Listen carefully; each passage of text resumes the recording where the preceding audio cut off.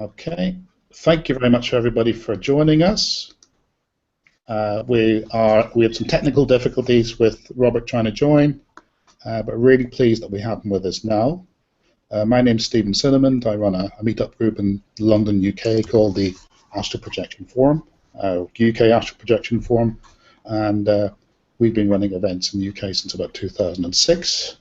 Came across Robert Bruce's work back around about 1999, and been fascinated by his work and many others since. Robert is a prolific investigator of all things unknown, and is most well known for his work on the out-of-body experience, energy work, and healing. He's got a huge online community on his website. He's got a forum area, he's got online training, and most recently he's been producing training material as video work, really highly well produced, professionally produced, and he's got some online publications which he'll talk about a little bit later on. Today we're going to be looking at spirits, masters, angels, and other phenomena, and Robert's particular unique personal experience and spin on those subjects. So I'm going to hand you over to Robert Bruce. He's going to tell you a bit about himself, and we'll bring in some interesting stories, and later in the conversation we'll hopefully bring in some guests and we'll have some questions and answers. Anyone that's joining us now can post questions. We'll pick them up later on. And if you're able to join us in video or sound, we'll try and bring you in. Can't promise. And you'll be able to have a personal conversation with Robert as well. So Robert Bruce, really good to see you. Thank you for joining us this afternoon.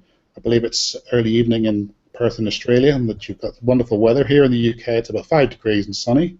Hope it's well with you. Good day, Stephen. Working? Yep. That's better. You're online, Robert. Yeah, well, my name's Robert Bruce, and I'm sure most of you are familiar with my work.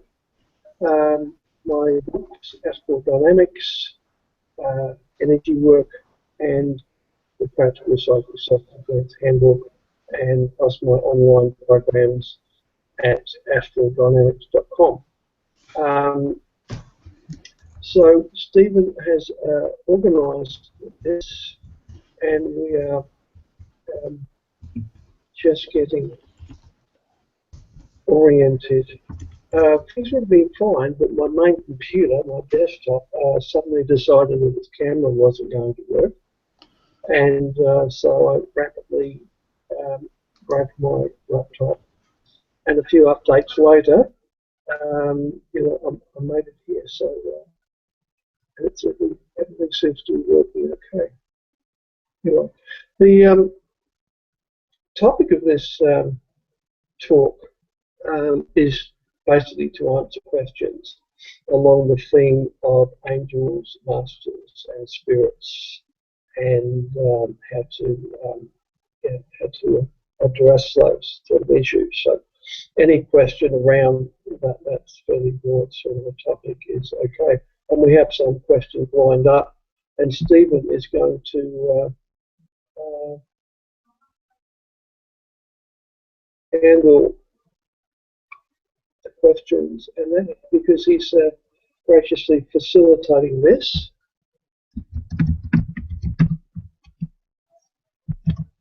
Just to him, we're trying to get the resolution a little bit better. But if you look at it, I'm 12,000 miles away from you, and we have like a 1/10 of a second delay, and that's just unacceptable. It tickles me, it really does, yeah.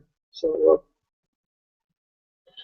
now I could quickly, my laptop's on wireless and my desktop is hardwired, so I'll get much stronger connection with that, but I don't want to mess around with that right at the moment as we started. So anyway, that's where we're coming at, and Stephen, have we got any questions? Because that's what I do. I can't hear you, Stephen. Yeah. Hi, Robert. Thanks. If you bring your bandwidth down rather than up, it'll actually improve the image a little bit. So bring it to about medium. Okay. Yeah. Guys, thanks for your patience while we get the technical side sorted out. So you can try that for a second. Okay, I've dropped it down one notch. That's much better. Perfect. Thank you very much, Robert. Okay. Yeah. So I can drop it down more. no, bring it back to where it was. That's great. Okay, that's where it was. I dropped it down one notch. Yeah. So if you bring it up a notch, again. To maximum again. Or okay. No, or just leave it at medium. Should be fine. Yeah, it was fine for a minute. It'll vary, I think. Let's not worry too much about it. Yeah. So I'm going to bring you forward again, Robert. Okay. I'll try it 50% medium. How's that? Okay, let's present you to everybody. Okay, you're online. That'll do, Robert. We'll just go with the flow because we're more interested. We're not too worried about how you look today. We know you're wonderful anyway. I'm sure what people want is your words of your thoughts on some of these matters. So tell me, the question that comes into my mind is, and I've come across this when speaking to other individuals who are interested in these subjects.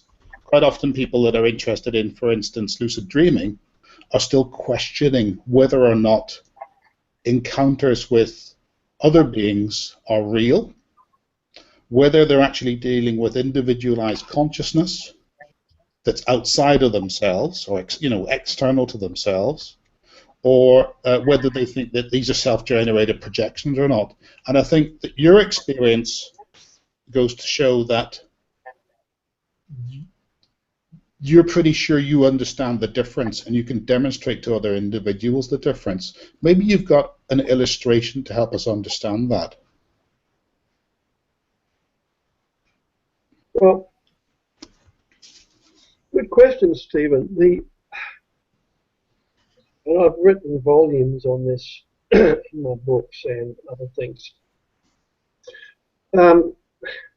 If you look at the higher self concept, which is a term I loosely use because without treading on too many toes, because the higher self / God / source, whatever you want it to be, one thing that's very clear about the higher self, it doesn't really care what you call it. And if you can understand the concept that all living beings, everything that's alive is connected, and at a higher level, we are all one consciousness. Now that one consciousness also means we have one consciousness awake, like I'm talking to you now, you're listening to me. You also have one subconscious. And so considering that something is coming up from your subconscious mind and manifesting as a spirit, a master, an angel, or something like that, or even a character in an astral projection or dream, you could fairly say that all such phenomena come from the subconscious or superconscious levels of mind.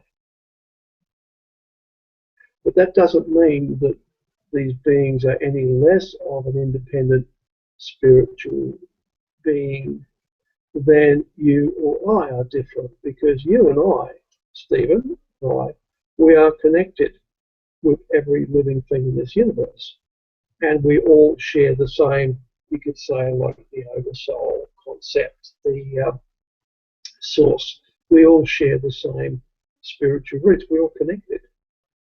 So if something arises, I mean, if a spirit arises in any scenario in real life, in a lucid dream or an active projection, it is just as real as you or I is real. I mean, it gets into a bit of a philosophical question, and you can trip over your own thinking in this sense. Now, I've been guilty of deconstructing reality and spiritual reality to the nth degree. And when I get down to bedrock and there's like nothing left, I see these shining threads coming through of the spiritual hierarchy. Yes, Robert. Yeah. Yeah, We're all ears, Robert. Please carry on. yeah,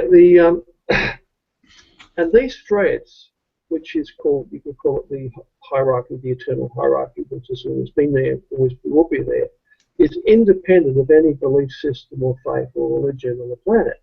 But all belief systems connect to these glowing threads which exist independently. I know I'm going off on a tangent here. But back to the original question, the only way you can really tell if a spiritual being you encounter is real or a figment of your imagination is by its words and actions. You could say by its fruits. That's how you tell if a person, if a being is real or not. And it's the same with other people. If you meet other human beings in the awake physical universe here, it's, you know, a certain amount of discernment is needed to discover whether this person is genuine, you know, who this person, these people say they are, or whether they are pretending. What's a quick question, Robert? What's a good test to help you verify whether or not an encounter is with a genuine being or not? How do you go about doing that? Or maybe you can give an example of that. Well, one thing, if you have an experience with an angel or a master or a spirit being here, these are, for most people, fairly rare experiences, so you don't want to blow it. You don't want to waste that experience by cancelling it, and, you know, because it has happened. So you want to extract some experience value out of that encounter. Now, but if you are having interaction, if you're having conversation with a spirit being, to know if it's genuine and a positive, meaning a well-intentioned entity, as opposed to a mischievous or deceiving spirit, of which there are many, is to ask it to go away for a particular length of time, say 1 month or 2 months, and then to return and renew the association. Now, all positive spirits will abide by your wishes, and they will go away for this point in time and come back. Other spirits or illusions of spirits or thought forms, deceiving, mischievous spirits, will not adhere to that agreement, and they are through that revealed. And that's a way of discovering if something is real and what it says it is, to start with. But this problem doesn't usually exist when you are dealing with higher spirits, masters and angels, because conversation is generally not on the menu. Okay. Yeah. When you meet a higher being, they will instruct you. There's no need to ask any questions because they already know what you need to hear. They read you. You know, you hear about some human beings that have psychic abilities, they can read you. It's like that, but to the nth degree. They can see your life, past, present, and future very, very clearly, and they will give you instruction, or a blessing even, and they'll give you usually instruction, something you need to hear. And in a similar way, is you would do the same thing. If you encountered a child that had its shoelaces undone, you would say to that child, "Wait, your shoelaces are undone. You're going to trip over. You better do them up." And in much the same way as when you encounter a master, which is vastly higher than a normal human being, will give you some very salient advice on how to help you. Tell me about you talked about some of the sort of different levels of beings. Tell me about maybe an encounter you've had, what you might perceive to be a more advanced being, or maybe a spiritual master, and how that maybe an early encounter you had that really impressed you. Maybe you thought there's something more to this than I thought there was prior to that. Well, the first, you could say, advanced being that I encountered, I was about the age of 4. And that was an ET, extraterrestrial type being. And it appeared, I told you this story before, but I'm sure a lot of you haven't heard it. And this was just before, like maybe a few days before, I had my first astral projection. And at the time, now, I have memories, little birthplace here, I have memories going back into my mother's womb and before I entered my mother. And that's about as far back as my memories go. And it's not, it doesn't mean I'm wonderful, it just means I discovered a technique, a very simple technique for going back through my memories in my life and my childhood. Sorry. My computer just wanted to do a restart. You get a lot of computers. Always at the wrong time.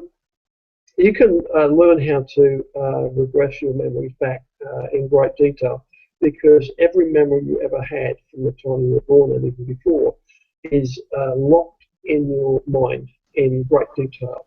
You do not forget a second of your life. And I've proven this by doing the practice and recovering these memories. But back to... Rob, sorry to interrupt you, Robert. Do you need to address your computer? Is it okay? No, it's okay. Yeah. All right, thanks. I postponed. Yeah. It's some update wanting to happen. Java update. So I set it for a 4-hour reminder. Yeah, you've got a lot of computers. Yeah, you're coming across fine, Robert. Keep going. It's really good. It's a fascinating conversation. Good. Now, the first advanced spiritual being, apart from myself, that I encountered before I entered my mother, now was an ET, and this is a type they call the tall grey, and it looked a lot like a praying mantis in the the way the joints moved and the way the joints moved, and it had a large triangular head with big eyes. And I at the time I'd had a series of disturbing paralysis episodes, and this is not like the normal astral projection related paralysis with buzzing and paralysis. This was a type of paralysis where I was paralyzed and there was a vibration going through my whole body which was disturbingly sort of high pitched, the type that literally sets your teeth on edge. If you can imagine biting into a big piece of aluminum foil or paper, that sort of sets your teeth on edge sort of feeling. Very uncomfortable vibration. And during this, I'd had this many times before, even though I was only 4. And this one time, finally, I managed to turn around and look at this light source, because there was always a light coming from above my right shoulder. And this time, and I know now that I was turning around inside my physical skin. It's like my etheric body has some limited degree of movement inside the physical body. So I turned around inside my physical body and looked over my right shoulder, and what I saw was a ball of light the size of a soccer ball, which was pulsating, like a cool sort of light, but pulsating rapidly. And sitting beside that was a large ET of the tall grey variety. And I looked at it in sort of stunned amazement. I was only a little lad, so obviously fear-inducing. And I looked at it for a few seconds, and then the entity looked at me and seemed to realise that I was looking at it. And it reached out to the soccer ball of light there, tweaked it, and I passed out. But after that event, about a few days, few weeks later, I had my first astral projection, whereby my body started to buzz from head to foot, and I just buzzed out of my body.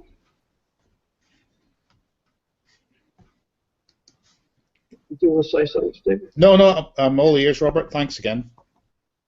Okay, I thought you broke in there. The sorry, I'll chair right. Yeah, and now after that, I had several astral projections a night for many, many years after that. And the first one I remember, I came out of my body flat and I floated feet first as if my bed was coming with me. And I floated through my bedroom and then down the stairs and through the rest of the house. And later ones, I'd go a bit further. I went outside into the street. And this was in Surrey, England, because I was born in England. Moved to Australia when I was 10. Now, over that period of time, after a few projections like that, I stopped going feet first and I started to be more upright and, you know, more normal in astral projection of my point of view.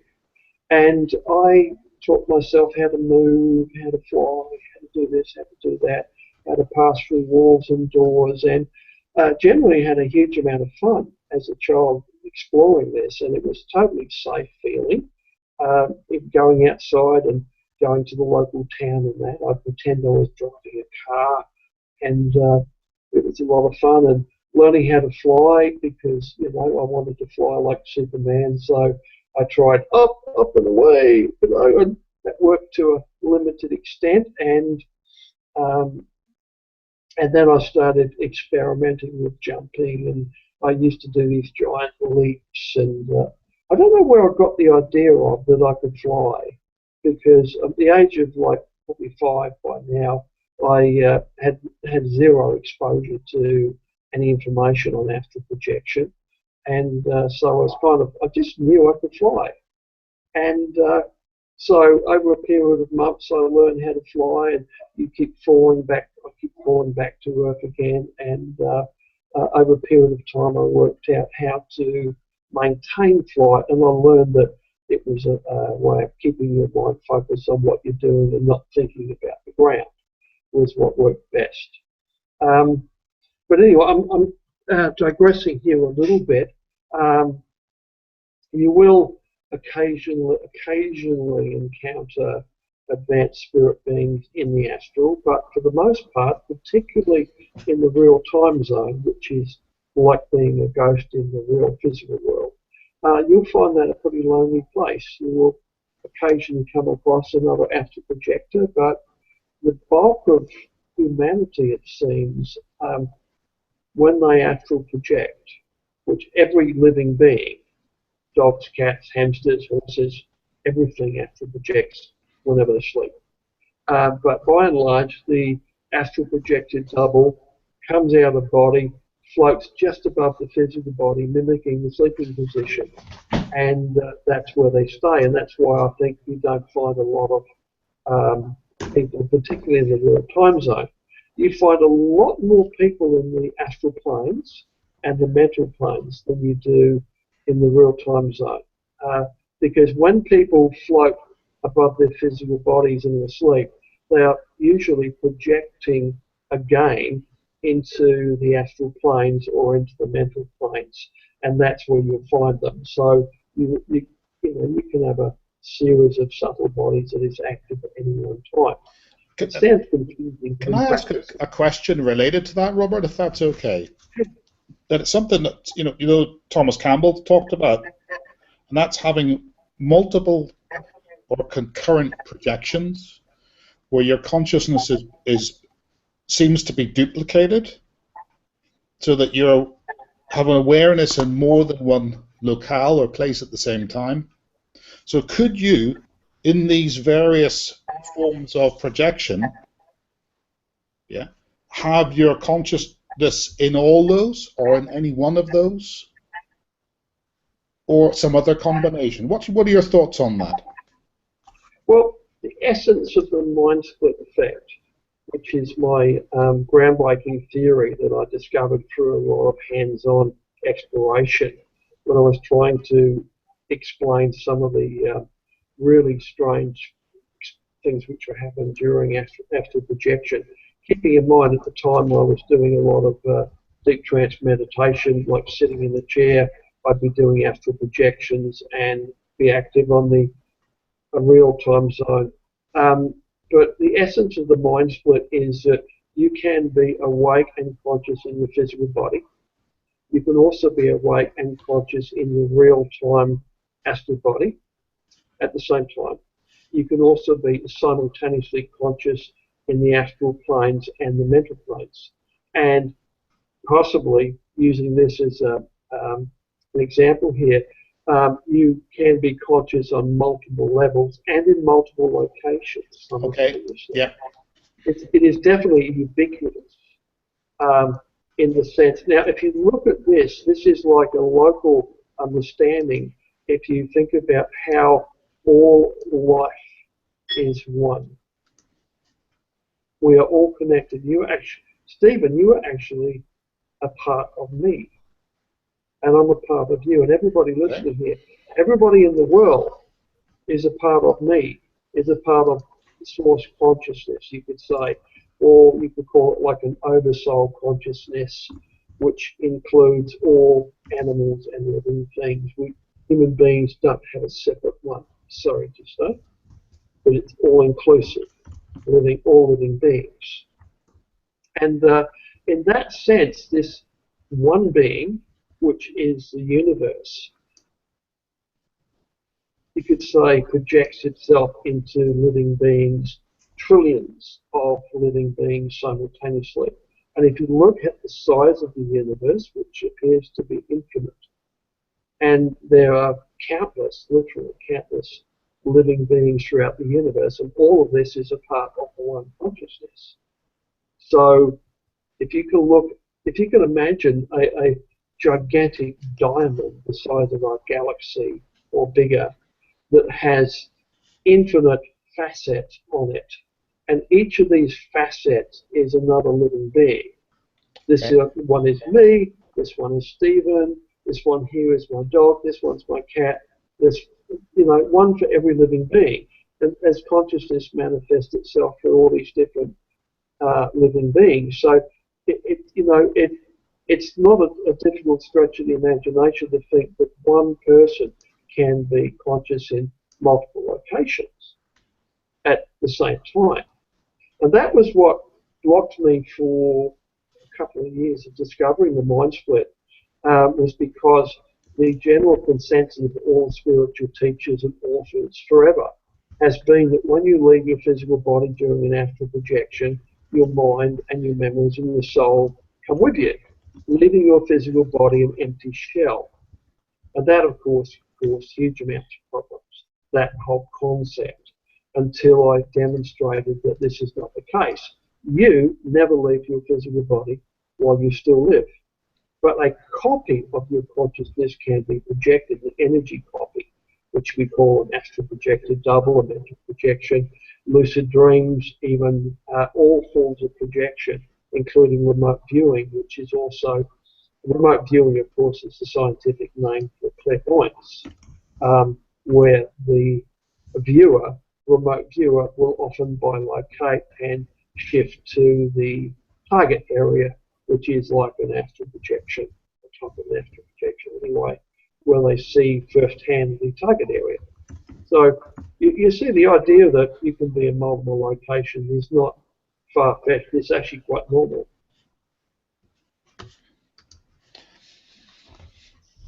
Whoa. That's really interesting, Robert, because, if we look at it from a collective consciousness perspective, of course, we're looking at, a much more metaphysical way of thinking about it. And then when we look at different beings and different types of beings, and then we look at, masters and then angelic and other beings that traditionally in religions we hold as highly evolved, highly advanced, maybe primordial beings, closer to the source, if we want to use a word rather than the G word. How were you impressed by your encounters with beings at that type of level, whether they were positive or negative? Well, both exist. um, Advanced beings of negative and positive persuasion. But if you look at these beings, where they come from, where did they start? You go back to we go back to a concept called the Big Bang. And you would think to yourself, well, maybe nothing existed before that. What if it did? Let's say there's been a series of Big Bangs, maybe an infinite series of Big Bangs, and then you bring into this equation multiple copies of the same universe. It gets enormous. From what I can ascertain, the masters, as you call them, advanced spirits and masters, and even the angels, and of which there is a hierarchical structure with angelic structure as well, which is very, very solid. And it doesn't belong to any religion. You could say it's very Kabbalistic, or any religion will look, have the same sort of view. But the thing is, these angels may have been human beings at one point. The masters may have been human beings or another species like humans, maybe before the Big Bang, a long time ago. And how this works is there is one constant throughout the universe, and only one real constant, and that is evolution. Everything from every bacteria to every living being is in the process of evolving. Now this applies to spiritual consciousness as well. Every spiritual being in the universe is in the process of evolving. We evolve through the animal species. I would say an independent soul would start out probably as a bacteria, and maybe over hundreds of millions or billions of years, this bacteria develops some semblance of a soul, you could say, or an independence, and it makes the giant leap into the earthworm, and then to the mouse, and then to mammals and insects, all through the different species of life. And eventually, of course, that consciousness over billions of years evolves to a point where it makes a leap into the higher primates and the human beings. And, if you look at this, there is a case of evolution occurring spiritually alongside how the all animals and living beings in the world evolve. And this is the theory called the transmigration of species, where we live through the different species in the world. And in a very practical, hands-on sense, I have to say that theory appears to be rock solid.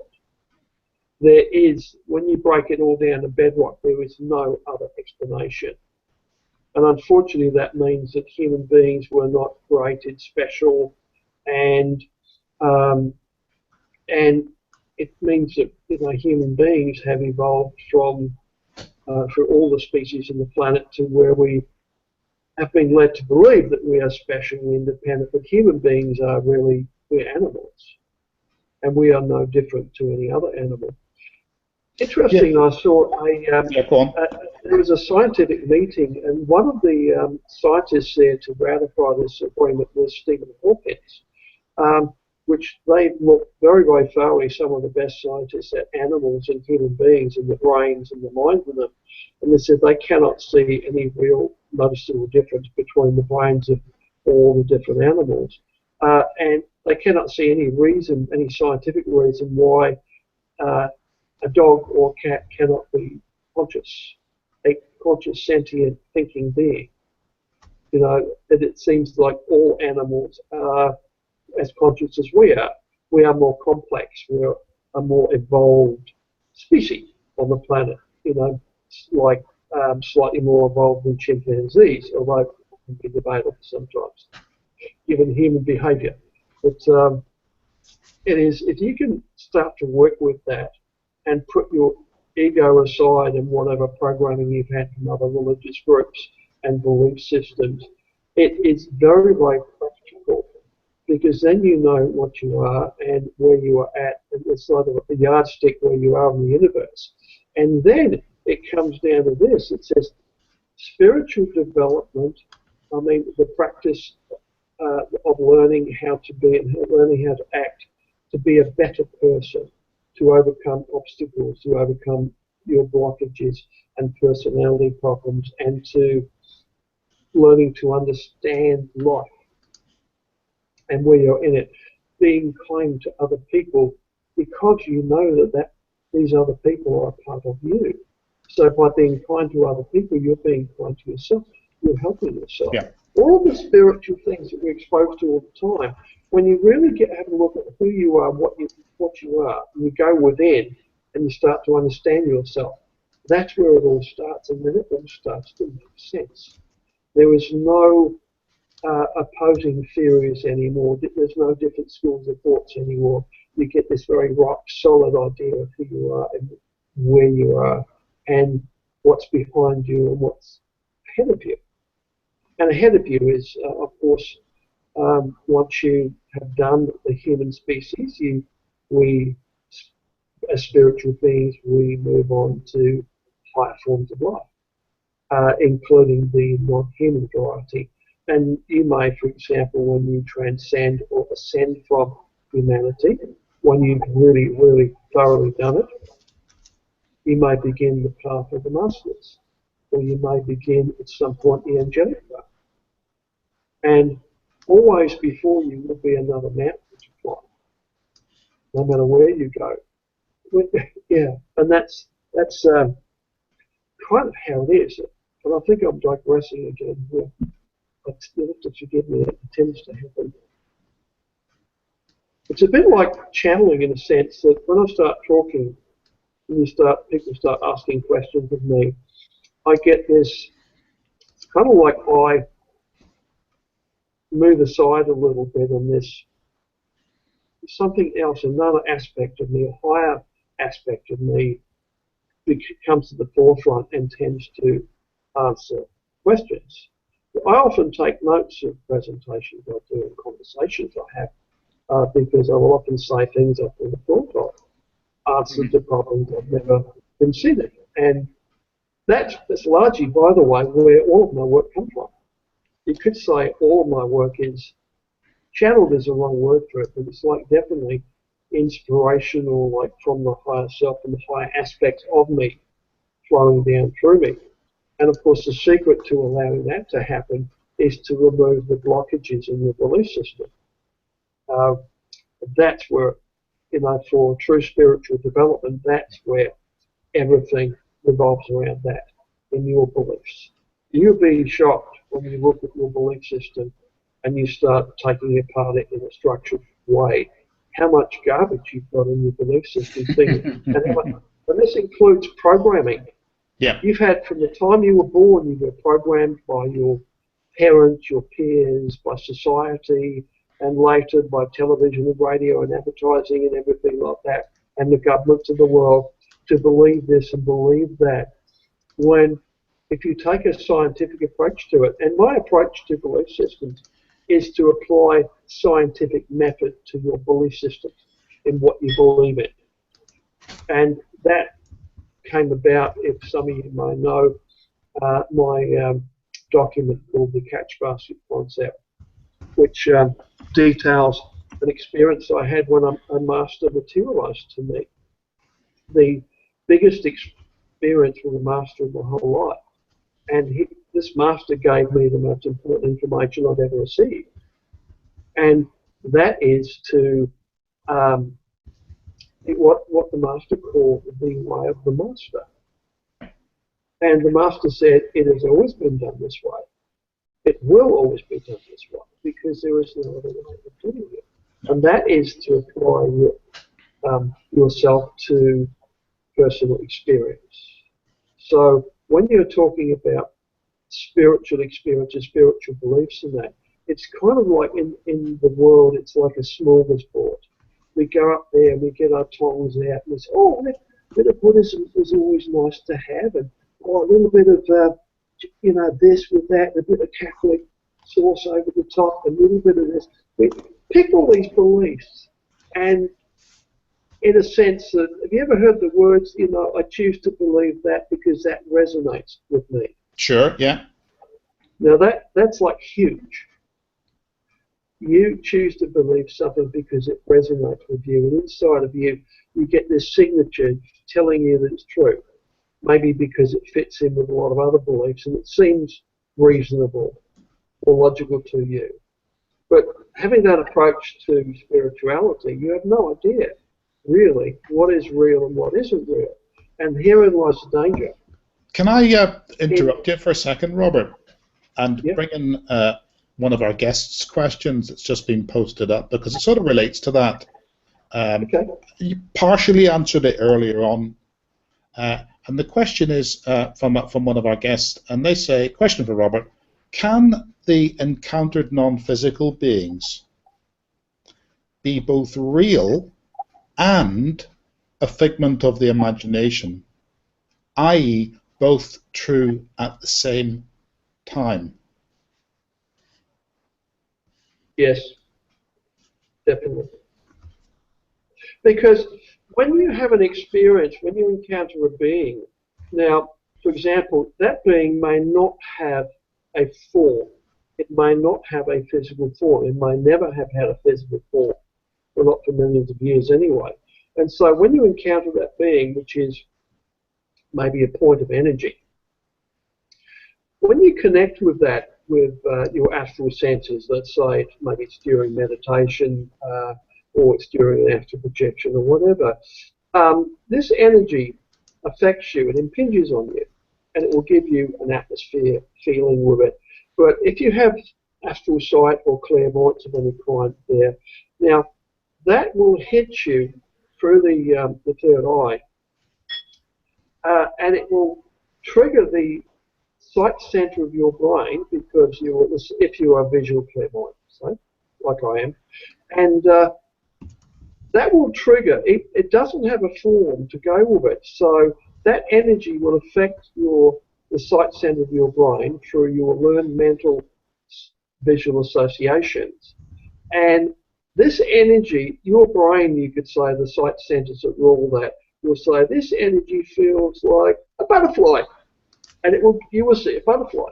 Yeah. Even though the energy or the being or the master has never had a physical form like a butterfly, you may see a beautiful animated being, like the most gorgeous animation you could imagine. Yes. And higher beings will often appear animated like cartoon, like beautiful, beautiful cartoon-like beings. Can I butt in again, Robert, for a second?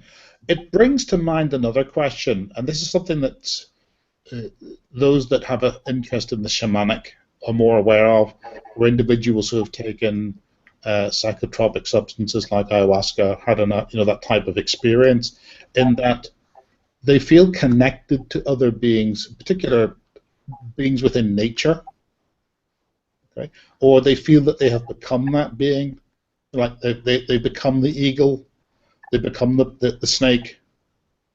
What's your experience of that? And do you think why is there a reason for that? To aid our understanding or to aid our evolution? Well, the shamanic tradition, the shamanic approach is a very valid one. My approach to life is hugely shamanic. I follow signs and omens, but the experience of connecting with animals, living animals, spirit animals, is very, very much like connecting with other human beings. Now, you can connect with an eagle, for example, and you can feel your relationship with that eagle, that it is a part of you. It is like your brother or sister. You are a part of that. Now, this applies to animals, but if you apply that same approach to other human beings as well, you will find you will also see within them, this is your brother, your sister. It's a part of you. It's very, very, very strongly connected.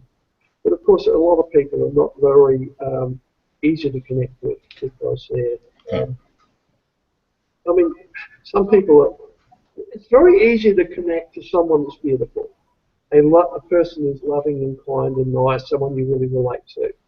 It's not easy to connect to an ugly person. person is not very nice.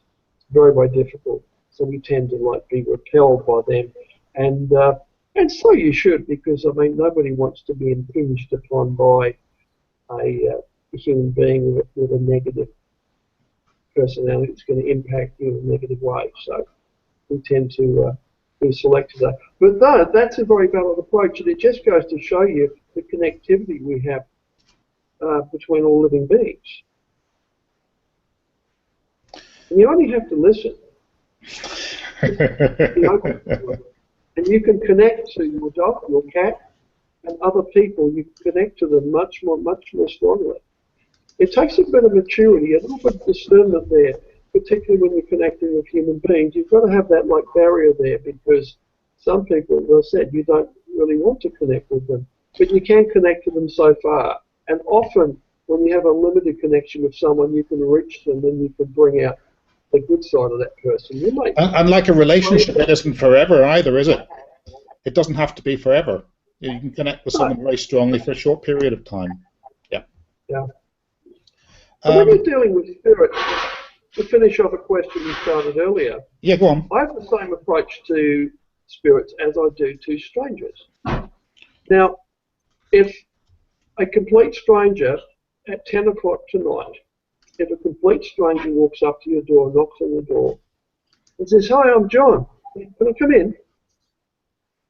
Would you let a complete stranger into your house? He said, "Oh, I'm Bob. You know, I'm John. Whatever his name is. You know, I want to come in. I'm hungry and tired." Would you let them in? Good question. If you did, there's a possibility you could end up as on the front page of the newspaper sometime later, and it could be a murderer or something like that. You don't know. But I mean, what normally happens if a complete stranger knocks on your door and wants to come in or bothers you or something, you will, you know, ask them to leave and leave you alone. If they persist, you will call the police. Because you know, common sense and life experience tells us it's really not a good idea to let some stranger into your house, because they might do you in or steal from you or whatever, or harm your family in some way. It's kind of a given that something bad's going to happen.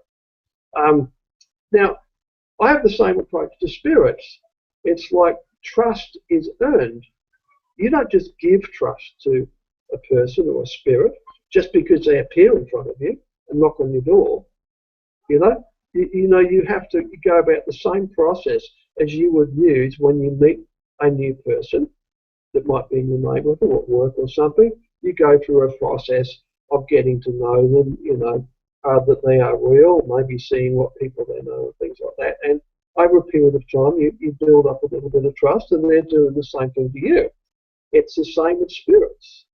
You know, you build a relationship with a spirit there. It's based upon mutual trust, which is developed. It isn't just given just because a spirit turns, "Hey, I'm the spirit, let me in."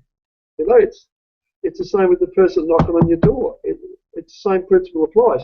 And this is a very common sense approach to working with any level spirit. Even spirits which appear as something magnificent. They may appear as an angel. And you don't have the experience, but it looks like an angel, talks like an angel, it says it's an angel, and it wants to talk and get to know you and that. I mean, just because a spirit says that doesn't mean it is what it says it is. You know, it's common sense here. Particularly in the subtle environment where a spirit being can take any shape it chooses. You can do this when in an astral projection or lucid dream. You can take on the shape of a tiger. If you can hold the body image of a tiger in your mind, you will take on the shape of a tiger. It's called shape-shifting. It's very simple to do. Yeah. And spirits are very good at this. So why would you let a spirit in just because it looks like an angel? A linked question comes to mind, and it's something that maybe is used as a device in popular media, you know, like Harry Potter, as an example, where you have people shape-shifting in physical reality, or appear to be. I suppose it's they would call it magic. Does that help to explain that? Would the explanation be something like that? Someone sees what appears to be a tiger, but in fact is another person projecting themselves as a tiger, but they think they're in waking reality. You know, it's in waking reality rather than non-physical reality. It can be. As I say, it's very easily done in the subtle realms after projection and things like that. But it can also be done in physical reality. I mean, if you understand angels and masters, they really do walk among us as physical beings. Well, of course, we're kind of up to Christmas, and of course the whole Christmas idea, no disrespect to anyone that's Christian, is about an encounter between a young lady, angelic beings, and a being presenting itself as the G being. Yeah. So what's the difference? That's a beautiful example of what we're talking about, isn't it? Yeah, it depends upon the nature of the being. I mean, as I said, some discernment is, is needed, and you also have your free will. Do you remember, Stephen, when we did that Medium's Night gig? Oh gosh, yeah, in near London, yes. That was a charity event, yeah.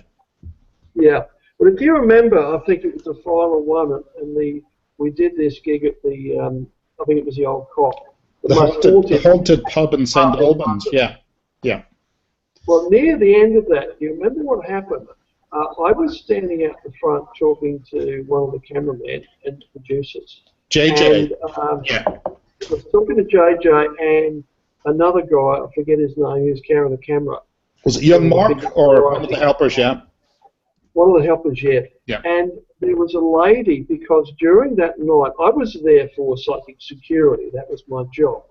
And there were, each of these gigs, particularly this place, we had several people, mainly young women, who collapsed with like possession attacks. I mean, falling down in convulsions.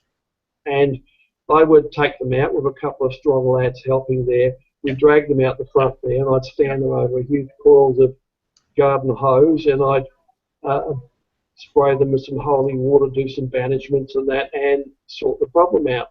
Now, and after the gig was out there, I was out the front, and they were having a smoke out the front of the building. And the cameraman said, "Do you notice that every time we have a woman that falls down and has convulsions," they said there was this middle-aged woman in a pale blue two-piece outfit standing nearby smiling. And she keeps smiling at me. And she's always nearby when... Yes, I remember you said that, yeah. Anyway, we're standing out the front there, and as we're talking about this woman, we're saying, well, what she is and what's happening. I sensed something was up. And this woman walked out of this pub, and there was just a brick wall, plain brick wall for about probably 30 yards, I suppose, long, nothing there. And this lady, as we're talking about her, walked into the middle of this wall, turned around to face us, leaned against the wall, smiled, and vanished. And the cameraman said, "Oh no, why wasn't my camera running? Why? And it was like stunning. We were just stunned, but we saw it with our own eyes. Now, that's an example of they walk among us. Yeah. That's an example of an angel or a master taking human form. And this woman was a physical human being. You could have patted her on the shoulder, had a meal with her, whatever, and and these beings are known to walk among us at certain times to help with certain things, to bring certain things about. They seem to want to help us. Now, why do they help us? Why do we give money to the poor? Why do we help other people when we can? I mean, many of us do.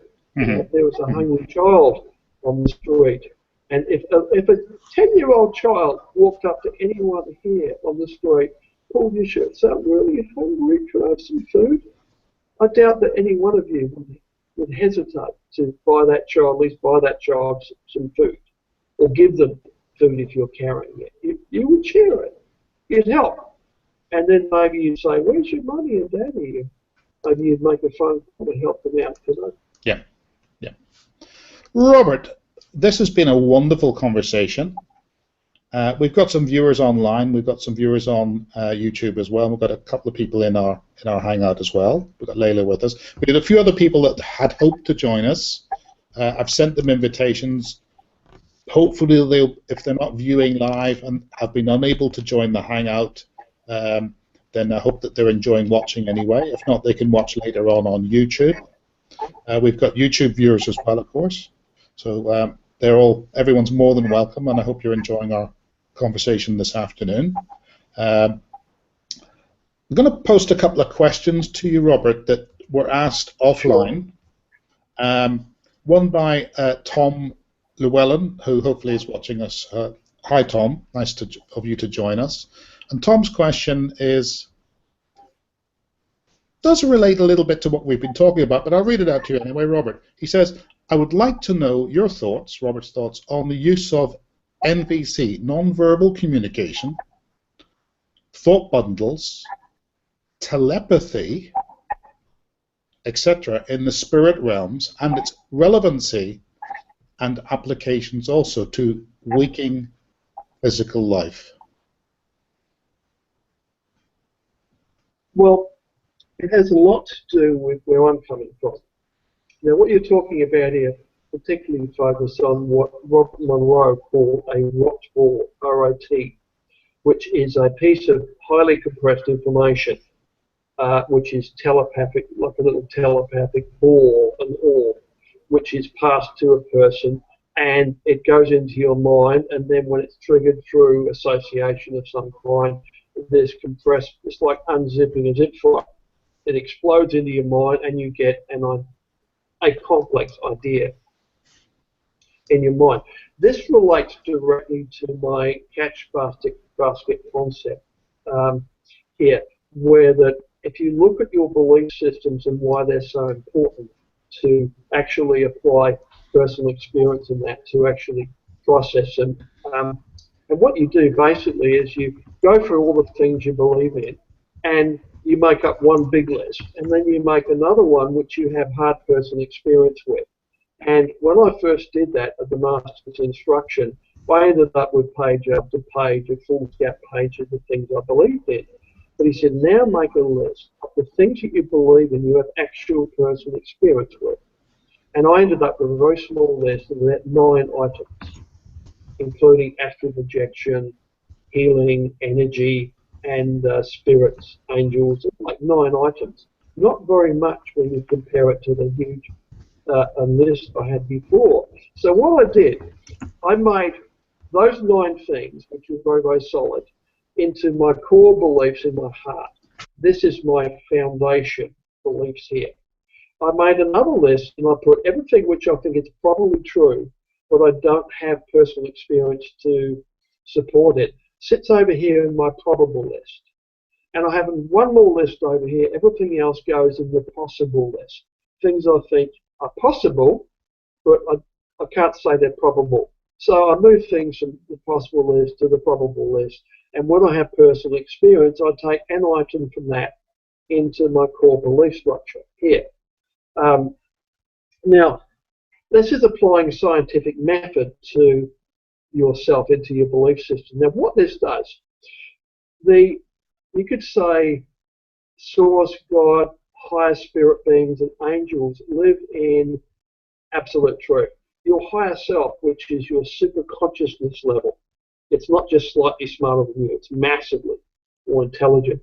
Your higher self can also be called God or source, because you're connecting directly to that super consciousness. Now, communications between your higher self and you is generally abstract. But what happens here, when you get information coming from your higher self, it often comes down as compressed telepathic information. Robert Monroe's rock balls here. Okay. And but what happens here?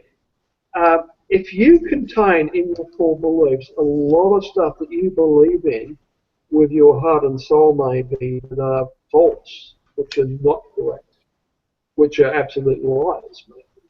You have them in your core belief here. And let's say the average person suffers from this. And that makes your belief systems triangular. Okay? Now, let's say we do have this. We have a perceptual filter over our minds between us and our higher self and the greater spiritual reality. So let's say you have a triangular perceptual filter sitting over your mind, that everything comes through it has got to come through that triangle. So obviously only triangular stuff can come through. But let's say that your higher self and source, all truth and creativity is circular. Orbs of truth, highly compressed telepathic bundles of thought, of creativity, of knowledge. All knowledge already exists up here in the superconsciousness there. But when you try to bring something down, you've got a triangular belief system filter here. So when you force orbs through triangles, they are severely damaged or destroyed. And this is why we block off from source. And by following the very simple instructions in my article, The Catch Basket Concept, you might want to make the article available to people on the YouTube page so they can download the PDF of it. Certainly. We'll put that up later on, Robert. Yeah. It shows you how to... sorry, interrupting you. There's a related question to that posted by one of our anonymous guests, and they say that, we'll make sure that your Catch Basket article is posted on the YouTube for you. Does everyone exist and experience the same physical reality, or do we each exist in our own self-created physical universe? This is a very Tom Campbell sort of esque type idea, but I know that it's something that you think about a lot as well, and it does link to what you've just been talking about. So does everyone exist in and experience the same physical reality, or do we each exist in our own self-created physical universe? Both are correct.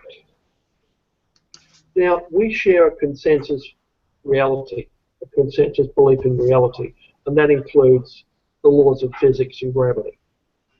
Now, depending on your beliefs, if you are very materialistic and the only thing you believe in are the laws of physics, that is your only connection to the greater reality, God/source. And you get this very, very impersonal contact where the laws of physics only apply to you, and you are basically cut off from the greater reality in that sense, because that is your choice, because these are your beliefs. Now, as you open those beliefs up and you have different beliefs, you believe in certain things. Now, whether you are even a schizophrenic that believes in a different reality from other people, that's an example. For them, a delusional schizophrenic, that is incredibly real and solid to them. It's to the point where it's unbreakable. You could never convince them otherwise. But reality can change and will change according to your beliefs, because the greater spiritual reality in God is, if you have materialistic beliefs, absolutely impersonal. Laws of physics only apply, apart from an occasional maybe event happening. And by law, the laws of physics mean that if there is a cataclysm occurring in your locale, you are likely to experience that plane crash or that volcano or that tidal wave or whatever it is. And, you know, laws of physics apply, therefore you probably won't survive. But if you have a stronger contact by having beliefs in the greater reality and a more personal contact there, the greater reality becomes very, very personal, and you develop a very strong relationship. And then when something bad is going to happen to you, for example, or in the area you're in, you are going to receive information, maybe little ideas will explode in your mind. I think I'll go visit Robert in Australia at Christmas time. I don't know why, but I really want to go there.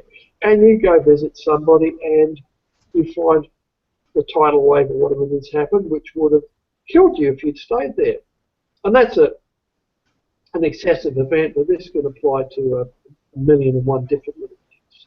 You know, whether you're in the right place at the right time, whether you get that job or you don't get that job. A lovely story I like to tell on how this works. It's very shamanic. There's a man, I did my first ever workshop, which was in Wales in UK. And he was in the military in the United States Navy. And after the war, he was stationed in Japan. And he said one day in Japan, he got up, and he was a young lieutenant, I think he was. And he normally, as a driver, he gets driven into work because he's an officer. But this one day, he just got an idea popped into his head. Beautiful day. Oh, I think I'll take the bus just for something different. It's a beautiful day. So he walked out, you know, a few hundred yards from this where he was living, and stood by the bus stop on this beautiful day. And there was a young Japanese woman there waiting for the bus, and he sat down. And then, very unseasonably, these clouds raced in and started to rain. And this young lady graciously shared her umbrella with him. 4 weeks later, they were married. And they've been together like 50 years. So a very long time that they've been together. You can see, I mean, that's an example of how you call it synchronicity, call it blind, anything you like. But things like that seem to happen a lot more to people who are more open to the greater spiritual reality. And that's through whatever religion you might believe in or belief system you might have.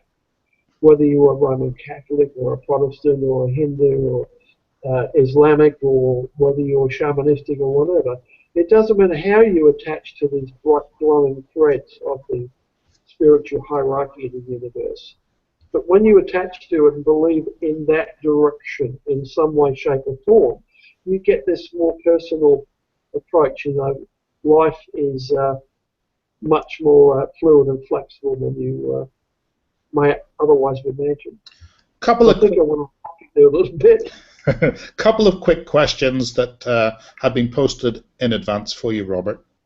I hope that Tom, that your question was answered well, and to our other guest, I hope that I think Robert's answer was really interesting, and I'm sure that relates to what maybe you were thinking about. Ulla has two questions for you, Robert. The first question is, how can we best explore the different dimensions that exist? It's a very general question, especially the higher ones. And I think maybe you've been talking about this a little bit, but maybe not how we actually have a process to do that. I think she's asking, how can we best do that? And then she says, yeah, I'll let you answer that one first. Everybody does the same thing when they approach this question. Everybody does the same thing. From all walks of life, no matter what your religion or belief or whatever, you go out walking for God. You travel the world, you talk to holy people and wise men, you read holy books, you go to holy places. And most people, you might spend probably an average of 20 years searching for this. And you start ticking off all this stuff off the list. And finally, when there's nothing left, you realise there's only one thing left on the list. And it was kind of boring, and that's why it's the last thing on the list. And that is to go within. Because if you think about it, yeah, you are directly connected to God, to higher self, to source inside of you. And therefore, you, your mind, your body, and your life are the closest and most approachable direction if you want to explore the higher realities, is actually through your own life, through yourself. And the way to do that is to go within, to meditate, to start getting to know yourself, deconstructing yourself, understanding yourself. Socrates said it all. The wisest words I've ever heard. Man, know thyself. That's where it's all about. Because when you start exploring that, when you start exploring your life, your present life, your past life, your motivations, and all the curly bits as well, all the issues and problems we've got in that. And if you spend enough time exploring that, you will eventually come face to face with God. It's not outside of you anywhere. It's inside of you, and it always was inside of you. But we human beings, as we are born and we grow up, we tend to block all this out because we're so immersed in the physical reality. As like Tom Candle says, it's like a digital virtual reality, and it does behave like that. It's a good way, a good analogy to describe it. You can also, astral projection, meditation, prayer, lucid dreaming, all of the above, working with your chakras, all of that are all ways to exercise your spiritual body, to move in different directions, all these things help to change the mind through experiences which tend to open us up to more and more of the greater spiritual reality. But the greater spiritual reality is not anywhere outside of yourself. It is all inside of yourself. And again, the most direct approach to anything is through your own body and mind. You start meditating, you start working on yourself, learn to astral project, energy work, raise your Kundalini, things like that. I'm glad you've mentioned that, Robert. And again, pardon me interrupting you, because it relates to Ulla's second question, which is that she's heard that meditating during your out-of-body experience can, I think she means, lead to wonderful experiences.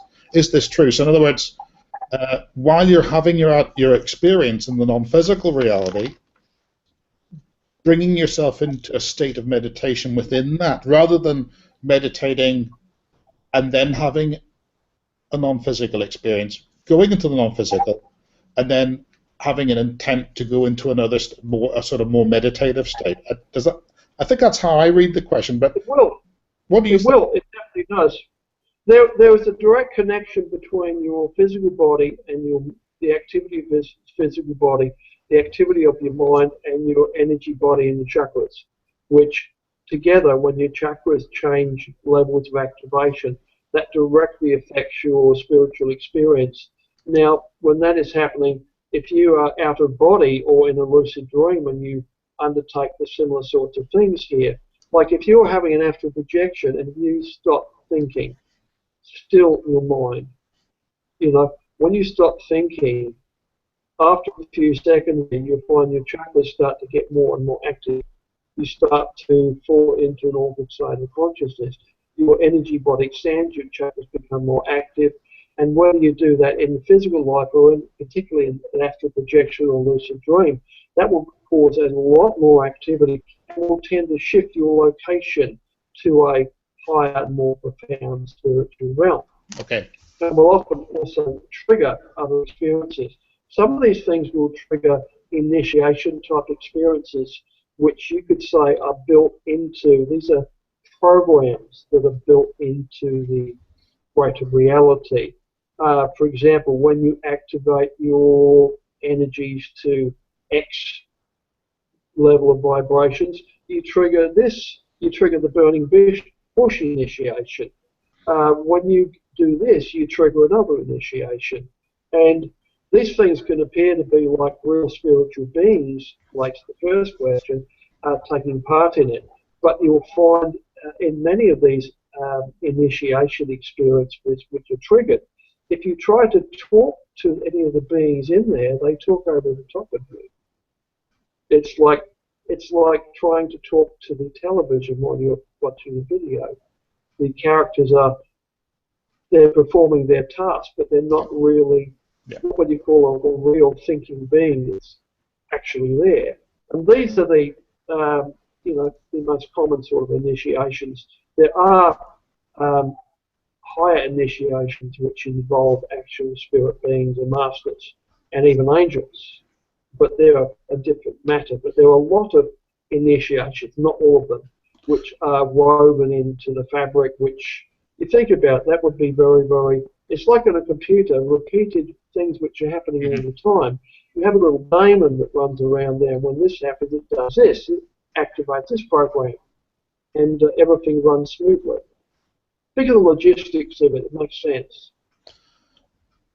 We've got Layla with us, and I've been holding her back for a little while from asking questions.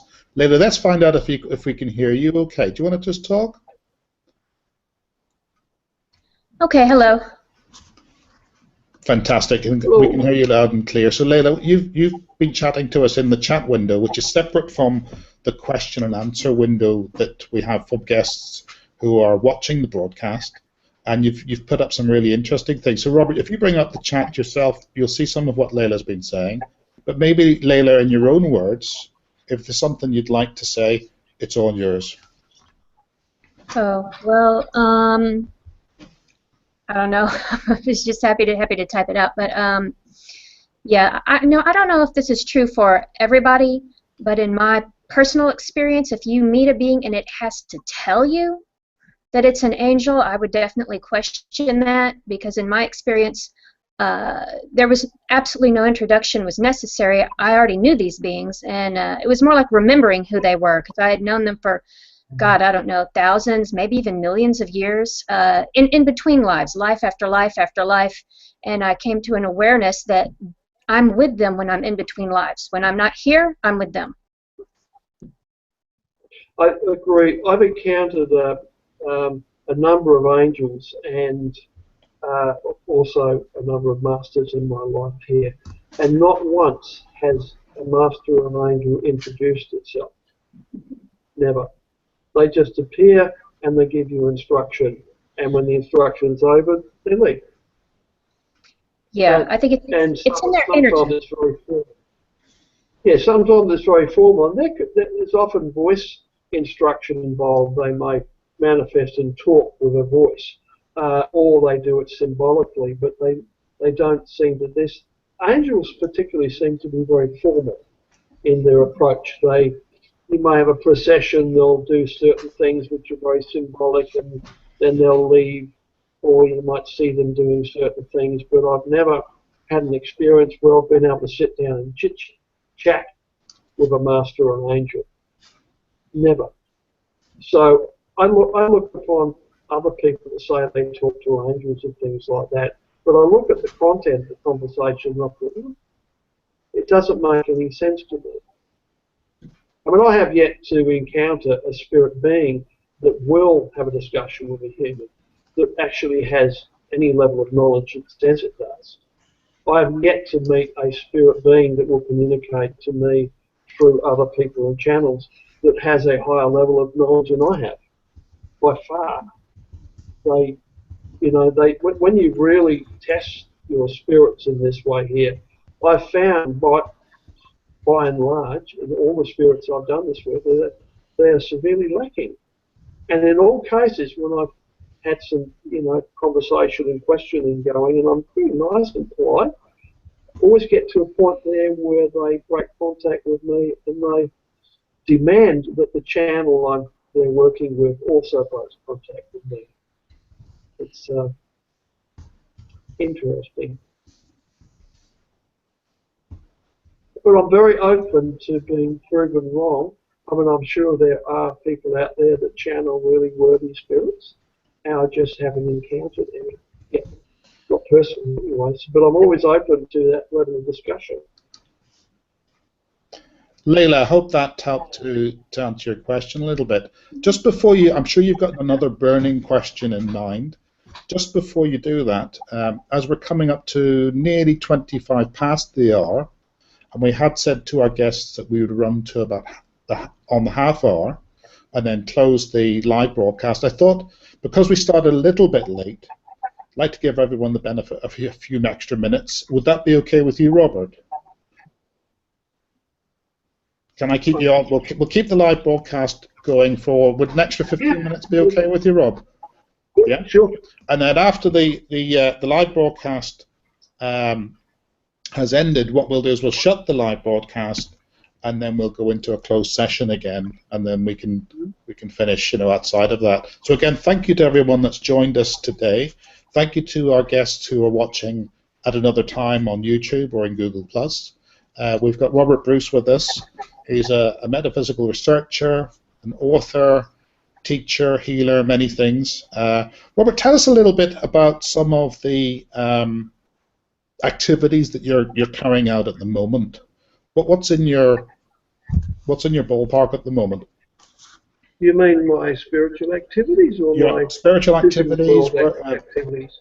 Writing, projects. Well, most of my spiritual activities are quite private, as are the nature of those things here. By the way, just a little time out, it just popped into my head here. In case you're wondering why I'm always like moving around in my chair like I do, I have serious spinal injuries, which I've had for decades, in my neck, upper back, lower back, and I suffer generally zero pain and disability. I've just got to be a bit careful. But I find apart from energy work and exercise, I have to move. If I sit too long in one place, I lock up and I'll fall over. So I just have to move a little bit and everything's happy. I don't have any pain. I just use energy work and self-healing to treat myself. But just in case you're wondering, I look a bit fidgety when you see me on these videos and that. But and to answer your question, we're in the middle. We're about to start filming of a new video-based program called Defense Against the Dark Arts, which is about practical psychic self-defense. It'll relate to my book, and we're trying to make a bit of a docudrama out of it. Instead of me presenting all the time, we're going to do a lot of field work, you know, showing people how to apply my countermeasures, and also reenacting some experiences I've had, which are kind of mind-blowing. So we're having a lot of fun with the technicalities of that. But, when do you hope apart from that, I'm tossing around, you know, possibly writing another book. I've got a dozen different ones I could be doing, but the last couple of years I've been focusing on the online programs and that, as opposed to writing and that. So that's about where I'm at, and I'm just really, really, really enjoying my life. Oh, that's fantastic. Thank you, Robert. We'll make sure that we post up any recent web links you've got and your latest work. And as soon as you know that you're about to release your video work, do let us know. We'll forward that on to our membership and to any viewers who in this particular group. Obviously, we've got you back again tomorrow. We really look forward to that. So we'll carry on the conversation. I want to bring Layla back in again. We've got another question from one of our guests. I want to give Layla a chance to talk. And you've met Layla before. I know that you get on well. So, Layla, please, any thoughts there, Layla? Okay. Oh, I don't know. I didn't really have any questions. It was just more of a comment, really. That's perfectly fine. Please go ahead. What was that you were talking about channeling again? What about was that myself, Layla, or was it Robert you were referring to? No, it was Robert. Well, an interesting point about channeling, I kind of left it in the air. I noticed a lot of people channel a spirit, and sometimes the spirit is not. They might give you beautiful philosophy, but they might not be giving anything really interesting or useful. One of the things that most people don't know in the nature of spirit communications, which are very real, is that if you get to a point where you outgrow the spirit you're with and it's not really being useful to you, you can send it away just by asking it to go away and send back a superior spirit, send me back somebody more knowledgeable. And they will quietly go away, and at some point another spirit will appear that is more knowledgeable. And you repeat that process until you get a spirit that is more interesting. Thank you, Winnie. Do we have a spirit, Robert? I could yell at her and tell her to be quiet, but she'll completely ignore me. Perfectly takes guarding the house very seriously. Sorry. Yeah, I would just tell people that it should vibrate in its energy what it is. You should just be in the presence of it and automatically know what it is, just through clairsentience, through its very powerful vibration, without having to ask it anything or without it having to tell you anything. You can, And what you're saying, when you're in the presence of an advanced spiritual being, you do get this wonderful atmosphere. Just like if you're in the presence of a really negative entity or a demon, you'll get a really scary type atmosphere. The opposite applies here. But please keep in mind that a benevolent atmosphere, like you were saying, can also be faked. Mm-hmm. Just like shape-shifting, it can be faked. Mm-hmm. And there's a lot of information. If you look at, for example, into the areas of case histories of serial killers and things like that, you will find that some of these sociopath, psychopathic type serial killers there will give out this wonderful atmosphere around them when you first meet them. They engender trust and you really like them, you're drawn to them, what a wonderful person. And then at some point while you're with them, that switches off and this cold atmosphere appears and you know you're in big trouble. Yeah, I've had some. Mm-hmm. I've had some experiences where something was trying to pull that on me, but I noticed that I kind of came up against a block. Like when I pressed at it with my awareness, like really trying to discern what this thing was, I came up kind of against a block. And as soon as I hit that block, I'm like, oh, you're hiding something. Like especially if they try to hide their face from you, or they don't want you to look directly at them, then that's I just start attacking immediately, because I'm like, if you're hiding something, anything, then that's deception, which automatically throws up every red flag and every alarm, and I just go into attack mode. See, the key word you said there was discernment. Forgive my puppy. She'll quiet down a minute. The key word there is discernment and testing your spirits. Now, just like as I said, if a complete stranger knocks on your door in the middle of the night, you don't suddenly give them trust and say, oh, come in, here's my car keys, my wallet's over there, help yourself if you need anything. It's like, you don't do that. That's crazy. It's the same with spirit. Trust is earned, one little piece at a time. And it's the same with spirits. Now, if you get a master or an angel appears here, there's no need for that. Any kind of discernment or questioning the spirit or finding out what it's doing is not needed, because you get this boom, it's like an atomic bomb going off. It's just there. This massive energy, the master or the angel will give you instruction, no choice about that, and then it will leave.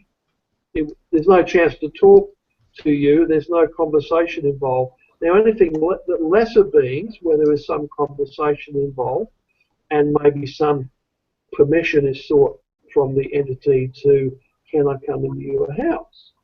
And that's something which you need to be cautious about. It's common sense. Mm-hmm. Well, I find that a good old-fashioned circle of protection will keep out pretty much any malevolent entity. I mean, I set mine up. Circle? Mm-hmm. What was that? Also keep in mind, if you make a mistake, and let's say you're approached by a benevolent higher spiritual being, and you do a banishment on it, and you do a pentagram banishment on it, and or you're in a circle and you take, you apply countermeasures to it there. Any spirit, advanced spirit, is going to smile. Say, that's why you're cautious. Let's hope you're not totally paranoid that you're going to shut everything out, because that's a problem in itself as well. You've got to be discerning, but also you've got to have a little bit of wisdom and common sense there as well. Robert, we've got another question from one of our online guests. Quite a long question. Can you see the question in the window? If not, press the question and answer button on the left-hand side. But I'll read it to you anyway. And I've got the group chat up. Yeah. The question is, so what does... Say it again, please, Robert. I just clicked on a button that says question and answer coming up, sorry. Yeah, that's okay. I'll read it to you while you look at it as well. The question is, so what part does conscious human choice play in this physical reality? The act of making a conscious choice to do this or that, does it actually happen, or is it just the end result of an unconscious play out that precedes it? So that's quite a deep question. I'll give you a second to have a look at that. I'd have to say again that both apply. I mean, when you're looking at there, it's like one is destiny. Do we have any free will? That's what I'm extracting from the question here. Yeah, what part does conscious human choice play in this physical reality? Well, in my experience, it appears to play a lot. Like the permission issue when you're dealing with spirit entities, and that permission is huge. There is often, you know, you'll find if you encounter any negative type spirits in that, they can't affect you unless you give them some level of permission. So that's just an example there. And I think often when if you're approached by higher good spirit beings, it also a level of permission is required to work with them. But I mean, destiny is a part as well. You could say that, you know, everything is happening according to a plan. You know, do we have free will? But I think every choice you make changes reality. You know, you make a choice there. Have you ever seen a movie called Sliding Doors? I've heard of it, yeah. It's a very good movie. Came out several years ago. It's a $1 a week type one now, Sliding Doors. And this is one where the movie is made around it, where she's running for a train, and her foot slips out of her shoe. Now, in one reality, she grabs the shoe and runs on one foot and continues running and gets on the train before the door shut. In the other reality, she stops for a moment, pulls the strap back on, and then runs for the door and misses it, and the door shuts. And if you know what British Rail is like, once that door's shut, it's shut forever. Yeah, and her life went off at a tangent then. The one that got on the train got home early, caught her husband in bed with her best friend, and the other reality, she got home later and didn't find out about that. But her life went in completely different tangents from that one there. You know, one was a very, very negative, sort of dark outcome. The other one was quite a bright, happy outcome. And life is a bit like that. That's a really good example of how life can work. If you make a decision now, a choice, you can radically alter the direction of your future life. I don't know if I'm actually getting the question or not. But, well, our guest, they... the best I can do unless you elaborate. The response to that, we'll try and get back to the response. I hope you're still with us, and hope that Robert's question does answer your question. Robert's response answer your question. Let me see if we have any other questions available for you, Robert. While we're doing that, again, thank you for anyone that's joined us from YouTube and on our Google Plus session, and to our visitors who are joining us on the repeat showing. So you're more than welcome. Layla's got some notes up. Layla, do you want to ask another question? You put something yeah, sure. So I was doing some Kundalini exercises, and like I was doing it through the Kabbalah path working, like we talked about before, and I was doing the middle pillar, and then I started having a very intense vibration in the coccyx and the tailbone area, and it was so strong I had to break out of it because I just really couldn't stand it. It was such an intense vibration, and I shifted like out of my energy body back into my physical body just like to get away from it. I could still kind of feel it though, and I was wondering, like, is that it? Is that like going to crack at some point and then the Kundalini rise? Yeah. What you broke away from then, and some of the things that can happen can be quite fear-inducing. Well, if you think about the enormous amount of work you put into raising Kundalini, and then it starts to happen, and then you stop it. But that is common sense, because when something gets way beyond your comfort zone, it's a good idea, if you can, to stop that. And my golden rule, I call it, applies here. When you get something very strong happen like that, it's a good idea to stop and wait.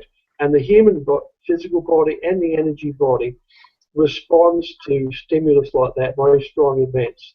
By evolving, it grows to meet the challenge. It's like if you're lifting heavy weights every day, your body will respond to that challenge by making your muscles bigger, your tendons stronger, your bones stronger. Your body responds to what you're doing. Your spiritual body and chakras do the same thing. So what you do is you take a break and then go back to that exercise again and approach it again. It may happen again. It may be stronger. It may be milder. You may be able to handle it better. If you keep going back to it and then taking a break, go back to it, take a break, just like weightlifting, you'll find that whatever is happening there with that intense vibration in the coccyx there, your energy body will evolve to handle that better. It's common sense. But now, when you trigger actual Kundalini raising, you're likely to lose control of the experience in the sense that it will happen. It's like a sneeze happening. When you start to sneeze, there's like nothing you can do to stop it. You know, it's going to go through its course and you're going to sneeze. It's kind of like that, and yeah. Okay. Like I already started having the issue with the mood swings from it. Like I had like a wave of anger, and then I wanted to cry, and then I felt exuberant and joyful, and I was like, oh my God. You know, I was just trying to get a grip on that.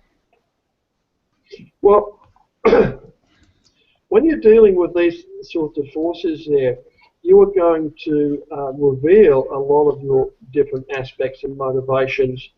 And like the mood swings, you'll get anger coming. Where's that anger coming from? It's coming from you. Yeah. Somewhere inside of you. And this is where the advice of, you know, man, know thyself, going within, exploring yourself, deconstructing yourself, really getting to know yourself, that is when it becomes, you can understand it's very, very powerful advice. I mean, go in, look around, spend a lot of time looking around, really, really get to know yourself. Even the nasty little bits that we don't like to admit we might have. Everything needs to be addressed. And you will find that looking at these things, dealing with those things, has a hugely balancing effect on the energy, body, and mind, and your whole spiritual being in general. And you'll find that will help when you have an extreme event like Kundalini, which is like the climbing Mount Everest in your underwear. For most people, it's quite extreme. You can see you need, the more balance you can have there, the easier that path is going to be. Yeah, but it can be quite extreme, but the way to approach that is looking at what's happened. The heat, for example, if you get a lot of heat and vibration, you can't do a great deal about that because it's just how your chakras are wired. It depends on your elemental equilibrium, what elements, you know, like fire, earth, air, and water, your chakras are wired on, with what and how Kundalini is going to rise and how it's going to affect it. Leila, I hope you don't mind me butting in. I know that Robert could very easily spend a whole session talking about Kundalini, a whole weekend or a whole week on Kundalini, and we'll bring Kundalini back in another time if that's okay. But we may even bring that in tomorrow. But we've got one last question from, I think it's Jason and Stephanie. Robert, you'll know Stephanie from from Texas, I believe. So Jason's question is, if you can't talk to masters, then how do you ask for advice? So it's a little bit of a trick question, really. One word: prayer. You pray, you do affirmations, you meditate, and when you are ready, you could say when you are approachable, you will get the help you need. I think that's an excellent. There's no way that I know of that does not involve ritual magic, whereby you can have a discussion or ask questions of higher beings.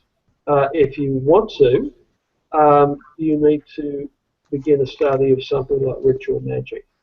which is approaching. There are various magical formulas for evocation, evoking and invoking high spiritual beings.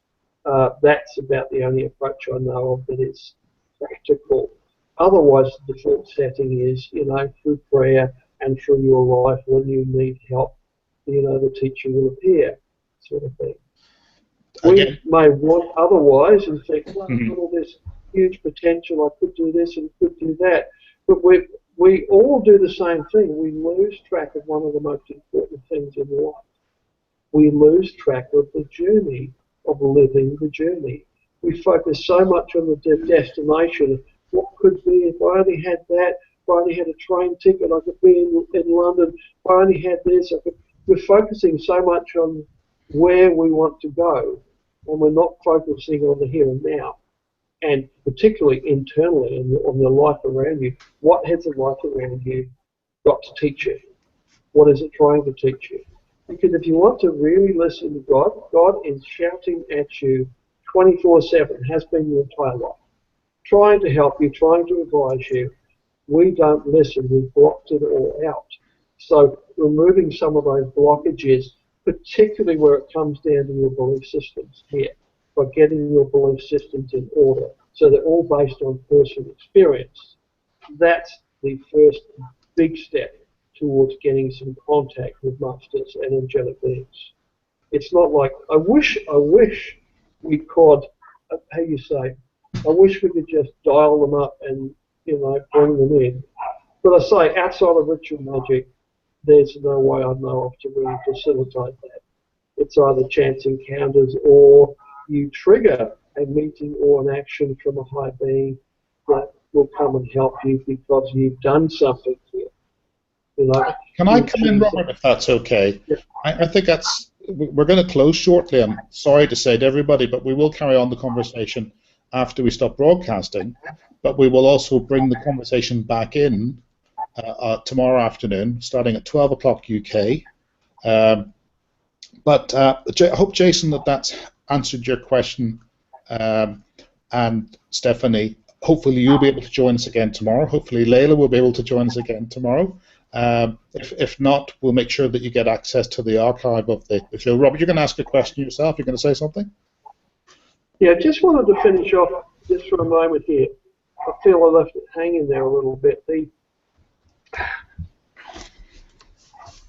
When I have a question, when I need help, I've learned something over the years. I've learned to be vigilant. I do affirmations, I pray, I ask for help, but then the next part is to take action by being vigilant. And I have faith in this because it's happened so often. It's reliable. If I need something, it appears, but it appears in odd ways. Somebody might mention something, a complete stranger, I get a Skype, I get a letter, I get an email, I get a phone call. Somebody will say something. Somebody has a dream and tells me about it. And this information comes to me from all different directions, advice I need. And I've learned to be vigilant and look at it. Like if I get an email that says something in the subject line here, and I get another email that says something similar, I will Google that, I'll research that, I'll meditate on that. And I'm being vigilant, taking some action and allowing myself to be led. Now, the masters, the spiritual hierarchy, generally work in this way, very shamanically. Now, in their interactions with us, because I've been told by a master that if any direct contact between masters and angels and, the hierarchical beings there would be severely damaging to anyone's life. And it is. You end up with variation, starting a religion, guide worship. It really impacts us and affects us here. So they generally stay back and they work with us in other ways, in very shamanic sort of ways. This is like your higher self working with you as well. And any information, anything you need to know will come to you if you are just open to that information, to allow it to arrive. And it's very exact, very powerful information indeed when it comes in. Whether it's health advice, spiritual advice, whatever. Yeah, Robert, I'm going to have to interrupt you yet again.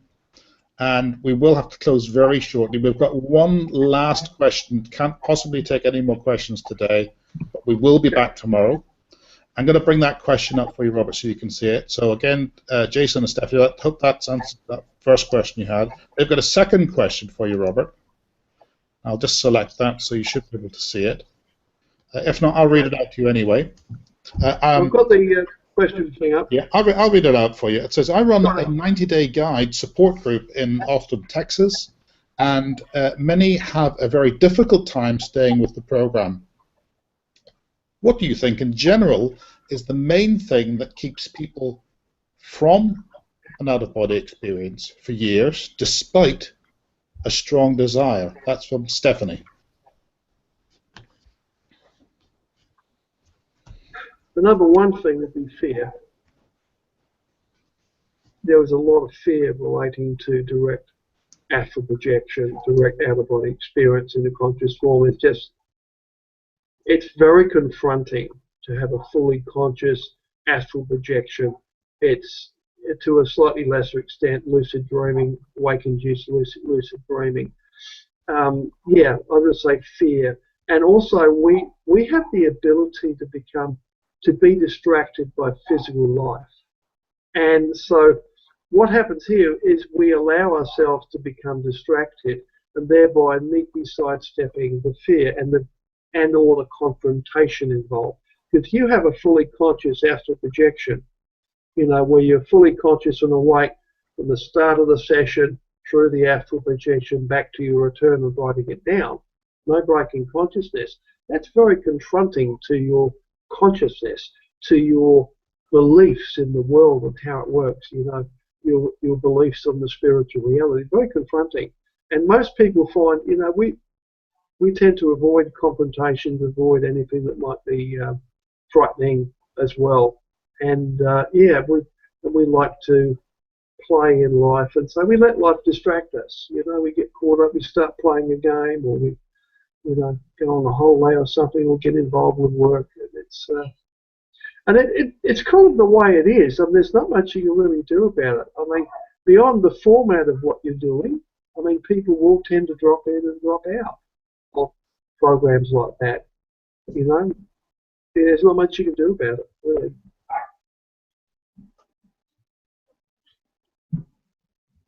One thing you can do, there is one thing, by the way, to make people be more consistent with programs like that. Charge them more money. It works. You know, if they're doing this free, okay, if people invest a couple of £100 or whatever into a program like that, when it comes to a certain level of commitment, that gives you a sense of value, and they are more likely to continue in that course because they have you get people to invest something into it, and then they continue with it.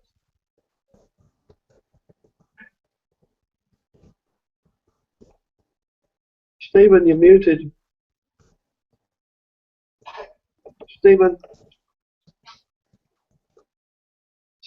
you're muted. Can't hear. Yep, thanks again, Robert, for such a wonderful answer. Thank you. And thank you for coming along this afternoon. We really do appreciate you giving of your own time for this. We've had a fantastic conversation. Do have to end this afternoon. We've overrun. Want to thank all our guests, guests in the Hangout, guests in YouTube, and people watching later on. We'll be returning to the same spot Sunday the 14th at 12 o'clock, again with Robert Bruce. We will continue this conversation, and anyone that's already in the Hangout can stay in the Hangout after we stop broadcasting. So again, thank you very much for coming along. Robert, if you want to give one last word to our guests, you're more than welcome. Nothing springs to mind. But what you're saying there, practice makes perfect. I mean, the programs that we sell online and that, we get really good results with them because people invest in, you know, a significant amount of money into taking the program, so they tend to do them. If if I gave those programs away free, then people would just, most people are information, they're knowledge hounds. They just accumulate that, watch it, it's interesting, and move on to something else. They never focus on anything and actually do the work. It's doing the work every day. I've proven this in workshops for decades now. If you get people doing energy work and that and all this state work every day, after a few days, everybody's having experiences because they're doing it every day. Robert, when's your next program of training or instruction? Have you got an online course coming up? We have online courses. We have the Manifestation and Healing, Self-Healing program. And how can people find that? Mastery course. What? How can they find that course or links to that course? Go to my website, astraldynamics.com, same as my book, my first book, astraldynamics.com, and you'll find the program guide is there. We've got several different programs there and eBooks and things. Not listed there, we also have a practical astral projection intensive I do with another partner, which is starting up in late January, and that's a 5-week course where we have live interactions through forums and that, where we teach astral projection, energy work, and related stuff.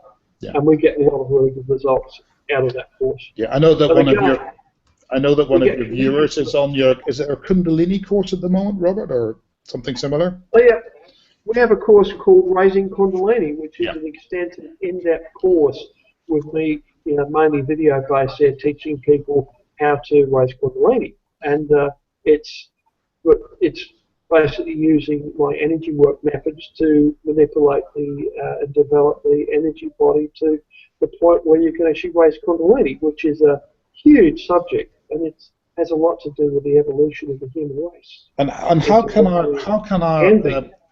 our guests contact you, Robert? What's the easiest way of being able to speak to you again? Well, the best way to speak to me, I have a free community site with a big forum. If you go to astraldynamics.org, then my community site there, I've got a big forum there, and I've got a section in there called Ask Robert Bruce, where you can ask me a direct question on various subjects in there, and that's the best way to get hold of me. Oh, that's fantastic. Robert, thank you yet again. We're going to say cheerio to our live audience. Stay in the Hangout if you're in the Hangout, and we'll see you very soon. Thank you. Cheerio.